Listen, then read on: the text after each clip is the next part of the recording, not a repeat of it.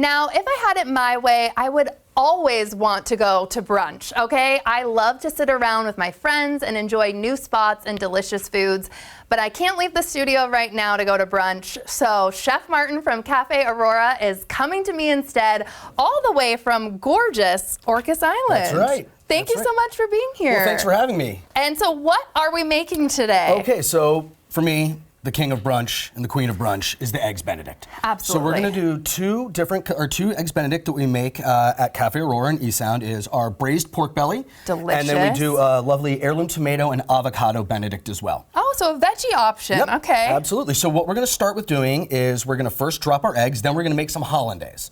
So which scares me, Chef. I feel like I've never attempted hollandaise because it just feels The first rule of hollandaise is don't be scared of hollandaise because it knows.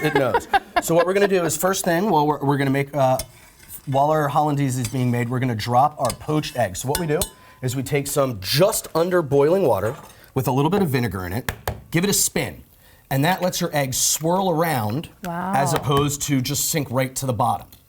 So is the vinegar the tip, in there it with helps, that? Okay. It gives it a little extra, it sort of cooks that outside. It kind of congeals that white just a little bit and makes them a little more stable so you get that traditional poached egg look as opposed to being flat and sinking right to the bottom. Okay. Also while we spin it. So now we're gonna make our hollandaise. So the pressure is on.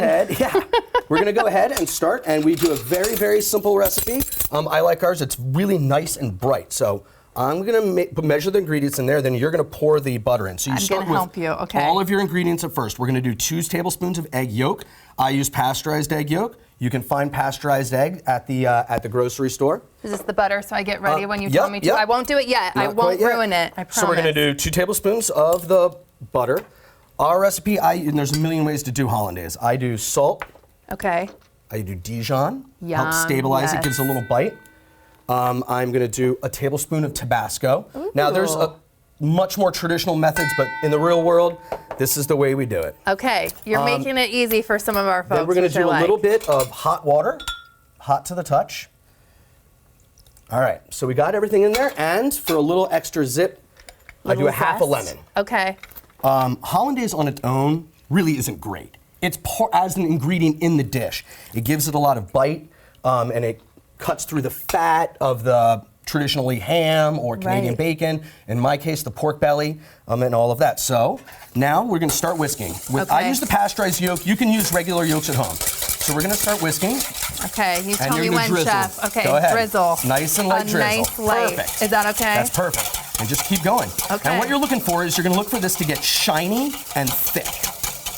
There you go. Can it ever get too thick? Absolutely, we'll show you what to do if it gets too thick. Okay. So keep drizzling real gentle. Okay, gentle does it. And you see we're making an emulsification, and so the agitation of the oil, it's making little beads of the water that are surrounded by the beads of the oil. So this is the exact same process as making mayonnaise or aioli. Oh, wow. You just go thicker and you use canola or a different kind of oil, olive oil if you like.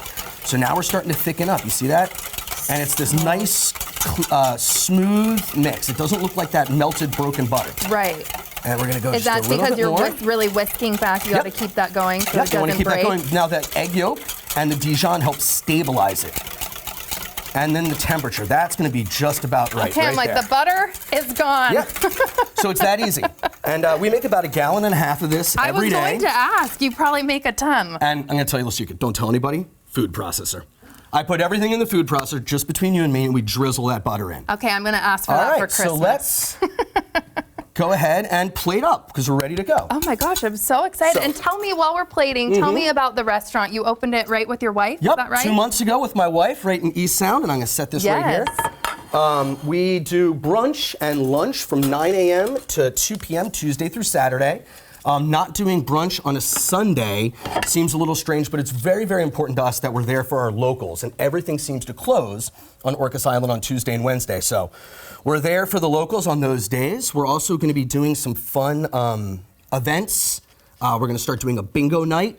I think we'll start doing a throwback supper club. Sort of old school with the relish tray and the salad and prime rib or whatever else we feel like.